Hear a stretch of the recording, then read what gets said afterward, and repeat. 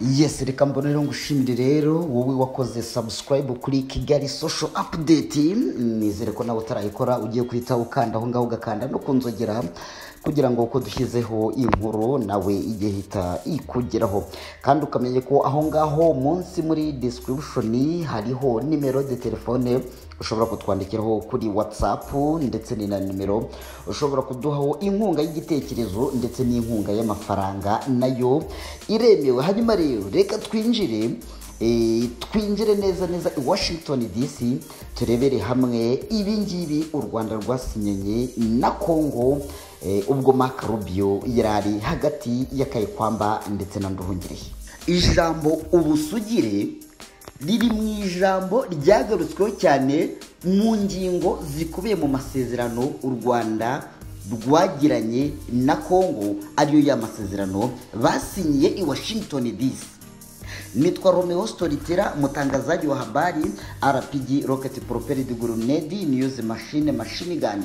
Nshimiye buri umwe wese wakoze subscribe, ubwo nawe utarayikora reka ngusabe ukande aho ngaho rwose utukanda no kukazogera kugira ngo burko nkizeho ikiganiro, inkuru cyangwa se icyegeranyo nawe ugiye tuba mu bambere bagikurikirana. Reka nongere mbahe ikaze aho muri herereye hose, abari muri Amerika, abari muri Australia, abari muri Aziya, n'abari ku mugabane w'Uburayi, ndetse namwe muri hano muri Afrika, by'umwihariko muri byumva ururimi rw'Ikinyarwanda.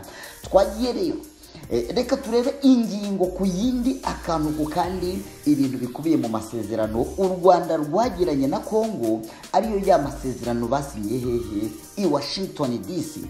Reka turebe u Rwanda na Congo kwa 25 Mata basinye amasezerano i Washington DC muri Leta Zunze Ubumwe za Amerika, amasezerano agena amahame yibanze yo gukemura mu buryo burambye ikibazo cy'umutekano muke mu karere ka Afurika ibiyaga bigari.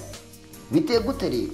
Aya masezerano yasinywe na Minisitiri w'Ububanyi n'Amahanga n'Ubutwererane w'u Rwanda ariwe Ambasaderi Olivier Jean Patrick Nduhungirehe, ndetse n'uwitwa Therese Kayikwamba Wagner akaba ari Minisitiri w'Ububanyi n'Amahanga wa Congo, ndetse mugenzi wabo wa Amerika ariwe witwa Marc Rubio yari umuhuza cyangwa se yari hagati yabo.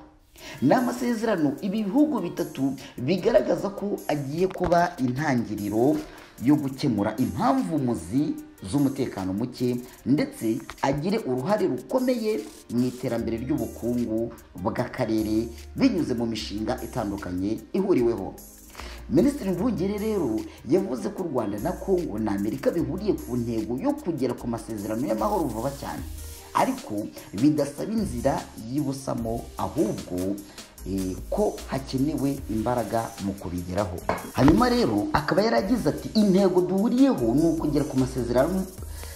Hanyuma rero akaba yaragize ati intego duhuriyeho ni ukugera ku masezerano y'amahoro afatika vuba cyane bishoboka, ariko nta nzira zibusamo cyangwa se guhutiraho, kandi dukwiye gushyiraho imbaraga kugira ngo tubigereho. Ubwo u Rwanda rufite ubushake, kandi twiteguye gukomeza gukorana n'abafatanyabikorwa bose bari muri iyi gahunda kugira ngo itange umusaruro. Minisiteri y'Ububanyi n'Amahanga ya Amerika yagaragaje ko amasezerano agena aya mahame agizwe n'ingingo nyamukuru 6 zirimo iy'ubusugire, ubwigenge, umutekano, ubufatanye mu by'ubukungu, gucyura impunzi, MONUSCO n'ingabo z'akarere, n'amasezerano y'amahoro. Reka turebere hamwe rero izi ngingo uko ari 6 ndetse n'ibyo zihagarariye cyangwa se ibiyikubiyemo. Ingingo ya mbere yashyizwe imbere y'izindi zose ni ingingo ivuga ngo ubwigenge, ubusugire bw'ubutaka ndetse n'imiyoborere. Ibikubiye muri iyi ngingo, u Rwanda na Congo byemeranyije kubaha ubwigenge n'ubusugire bw'ubutaka bwa buri ruhande no guharura inzira yo gukemura amakimbirane mu mahoro ishingiye kuri diplomasi n'ibiganiro, aho kwifashisha imbaraga n'imvugo zibihanganisha. Ibi bihugu kandi byemeranyije kubaha imipaka isanzweho, bikirinda ibikorwa n'imvugo biyihungabanyiriza umutekano cyangwa se bigamije kuyitesha agaciro. buri ruhande rwemeye kubaha uburenganzira bw'imiyoborere y'ubutaka bw'urundi ruhande mu gihe butabangamira ubwigenge cyangwa ubusugire bw'ubutaka ndetse hamwe cyangwa ahandi. Nk'uko kopi y'amasezerano yasohowe na Minisiteri y'Ububanyi n'Amahanga ya Amerika ivuga, u Rwanda na Kongo byemeranyije kutivanga mu bibazo bwite bya buri gihugu. Ubwo iyo ni ingingo y'ubwigenge, ubusugire bw'ubutaka n'imiyoborere, ibyo nibyo bikubiyemo. Reka turebe noneho mu ngingo ya kabiri yagarutsweho, ariyo ngingo y'umutekano. Mu ngingo y'umutekano, u Rwanda na Kongo byemeranyije ko bifite ku mipaka ibishobora kubangamira umutekano wabyo. Bisezerana kubikemura hubahirizwa ubwigenge n'ubusugire bw'ubutaka bwa buri ruhande. Kandi ikindi, u Rwanda by'umwihariko rugaragaza ko rubangamiwe n'umutwe w'iterabwoba wa FDLR ukorera hafi y'umupaka mu burasirazuba, hafi y'umupaka w'u Rwanda. Nicyo bivuga. U Rwanda rwagaragaje ko ubufasha bwa leta ya Kongo bwarenze guha FDLR indaro, bayiha intwaro, imyitozo ya gisirikare ndetse n'amafaranga. Perezida Felix Tshisekedi yongeraho ko azafasha abanyarwanda gukuraho ubutegetsi bwa Paul Kagame.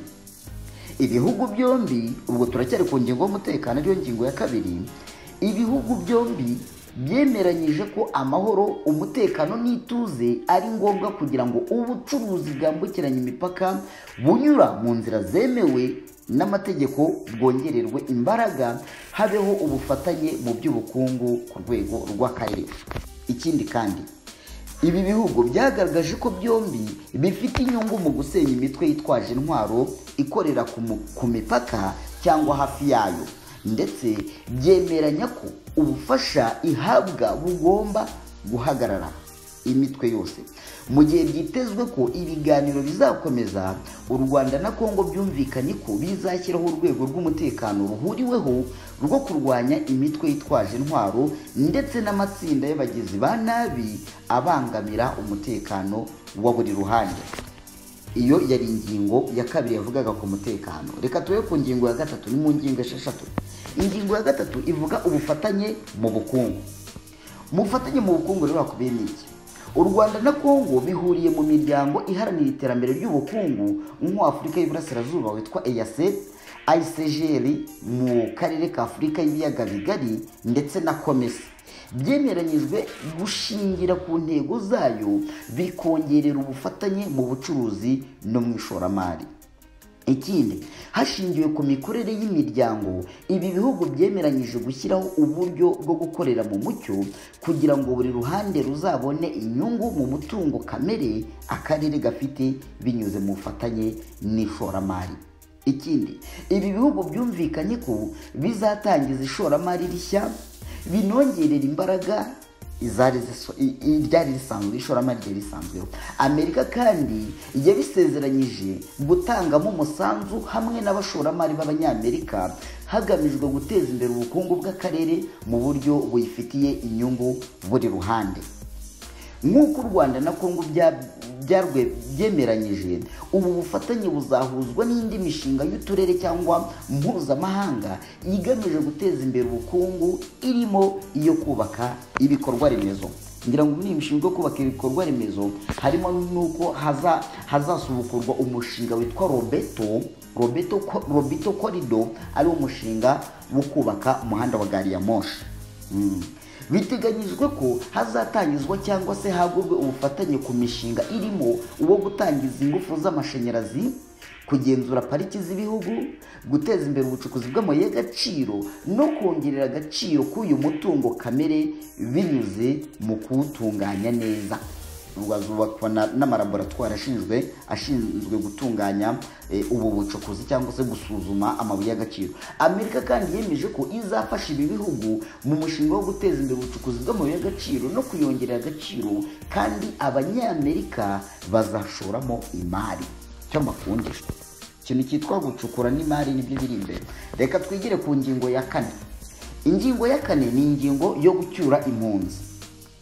Ku ngingo yo gucyura impunzi rero, ibi bihugu byemeranyije ko mu gihe amahoro n'umutekano bizaba byabonetse neza mu burasirazuba bwa Kongo, bizifatanya n'inzego z'umuryango w'abibumbye n'imiryango ishinzwe ubutabazi mu gucyura abahungiye mu bindi bice by'iki gihugu, ubwo ni abahungiye imbere mu gihugu cya Kongo, ndetse n'impunzi z'abanyekongo ziri mu Rwanda no mu bindi bihugu. Aya masezerano avuga ko gucyuriza impunzi bizakorwa hubahirizwa amategeko mpuzamahanga azirengera. U Rwanda kandi rucumbikiye impunzi z'abanyekongo hafi 100,000 ziganjemo izivuga ikinyarwanda, harimo izigiye kwamara imyaka 30 ndetse n'izahunze imirwano ya vuba y'ingabo za Kongo n'umutwe witwaje intwaro wa M23.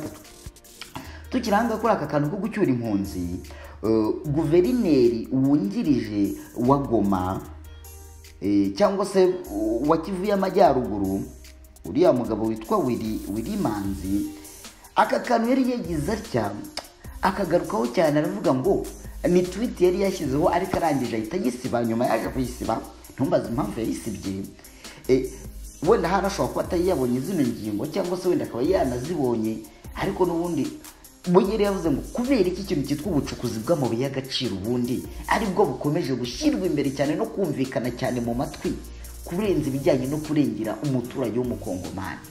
Gusa tweet yaje kuyisiba. Aha, iyo yari ingingo ya 4. Tugiye noneho ku ngingo ya 6 nako ya 5 ivuga ngo MONUSCO n'ingabo z'akarere. MONUSCO toujours. Ibi bihugu byiyemeje gushyigikira ingabo ziri mu butumwa bw'amahoro bw'umuryango w'abibumbye muri Kongo. MONUSCO, umvise, ibi bihugu byiyemeje, nuvuga ngo MONUSCO ntabwo ugomba kuyitunga urutoki no kongera kuyivugaho. Izi ngabo rero zifite inshingano y'ibanze yo kurinda abasivile nk'uko bisabwa n'akanama ka Loni gashinzwe umutekano. Ibi bihugu kandi byemeranyije kurinda no gushyigikira ubushobozi bwa MONUSCO, ingabo z'akarere n'izindi nzego zishinzwe kugenzura umutekano wo ku mipaka kugira ngo bisohoze inshingano byahawe. Nk'uko byasobanuwe na Amerika, ibikorwa bya MONUSCO n'izi nzego bizafasha ibihugu n'imitwe yitwaje intwaro gushyira mu bikorwa ibyo bisabwa. MONUSCO, abivugisha MONUSCO ntishobora kuva muri Kongo rega. Reka twigire ku ngingo ya 6 ari nayo ngingo ya nyuma muri izi ngingo 6 u Rwanda na Kongo byasinyeho amasezerano hano i Washington DC muri Leta Zunze Ubumwe za Amerika. Ingingo ya 6 ari nayo ya nyuma ni amasezerano y'amahoro. Umuryango wa Afurika y'Iburasirazuba EAC n'uwa Afurika y'Amajyepfo SADC muri Gashyantare 2025 bafashe imyanzuro yafasha uburasirazuba bwa Kongo n'akarere kubona amahoro arambye, irimo usaba ko imirwano ihagarara n'usaba ko habaho ibiganiro bya politiki. Hashingiwe kuri iyi myanzuro rero, abakuru b'ibihugu bya SADC tariki ya 13 Werurwe bahagaritse ubutumwa bw'ingabo z'uyu muryango zafashaga iza Kongo kurwanya ihuriro AFC mu 23, bashimangira ko ibiganiro bya politiki ari byo byabonekamo amahoro arambye. Muri Werurwe 2025 kandi Qatar nayo yatangiye ibiganiro bihuza u Rwanda na Kongo ndetse na Kongo n'ihuriro rya AFC mu 23. Impande zose zigaragaza ko zishyigikiye imyanzuro yafashwe na EAC ndetse na SADC, cyane cyane ugaragaza ko intambara atariyo yakemura amakimbirane. Nuko hanyuma rero tariki 23 Mata, Kongo na AFC 23 byashyize umukono ku itangazo rihuriweho ryindi bita joint communique by'amasezerano yo guhagarika imirwano kugira ngo ibi biganiro bikomeje hagati y'impande zombi bibe mu mwuka mwiza. Amerika yatangaje ko hashingiwe kuri izi gahunda z'amahoro zisanzwe, u Rwanda na Kongo byemeranyije gutegura inyandiko y'amasezerano y'amahoro izasuzumwa bitarenze tariki ya 2 Gicurasi. Bikaba byitezwe ko hashobora kubaho uko tumvikana ku nyandiko y'amasezerano y'amahoro. Amerika yasobanuye ko Minisitiri Nduhungirehe na Kayikwamba bemeranyije ko bazahurira Washington DC kugira ngo bayikemure. Urumva hashobora kubaho kutumvikana kuri izi nyandiko, akaba ariyo mpamvu Kayikwamba na Nduhungirehe ngo bazongera guhurira i Washington DC kugira ngo bakemure ibishobora kubaho byo kutumvikana. ikaba ariyo mpamvu ivuga ko hari andi masezerano azasinyirwa noneho i Washington DC muri White House. Ngayo nguko ngizo ni ingingo esheshatu zikubiyemo ibyo u Rwanda na Kongo byasinye hagati yabyo ubwo bari hehe i Washington, ngira ngo mwarabibonye. Yes, reka ngushimire wowe twabanye muri iki kiganiro kandi udropingemo udutima ho munsi niba wakirebye ukakirangiza, tumenye ko tugiye kujya tubana hano kuri Kigali Social Update. Mwibutsa gukora subscribe niba utarayikora, ndetse ugiye aho ngaho munsi muri description urebe nimero iriho de telefone ushobora kutwandikiraho kuri WhatsApp ukaduha inkunga y'ibitekerezo ndetse n'iy'amafaranga, nayo turayemera cyane. Dusubire rero no mu yandi makuru haza kubagezweho mu kanya kari bose.